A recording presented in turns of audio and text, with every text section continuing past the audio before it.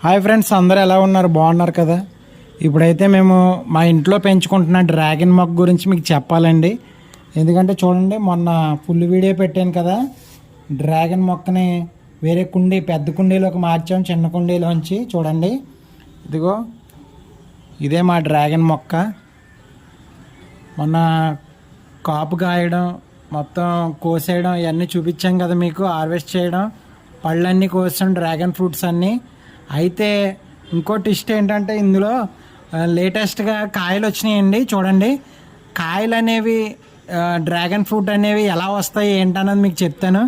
చూడండి, ఇగో ఇక్కడ ముళ్ళులు ఉన్నాయి కదా, ఇవి ఇందులోంచే డ్రాగన్ ఫ్రూట్ వస్తుందండి. చూడండి, మీకు తప్పకుండా చూపిస్తాను. ఇదిగో చూడండి, ఇదిగో కనబడుతుంది కదా, ఆ చీమలు పట్టేసినాయి కదా, చీమలు ఉన్నాయి కదా చుట్టూరు, ఆ చీమలు ఉన్నాయని డ్రాగన్ ఫ్రూట్ అండి అది.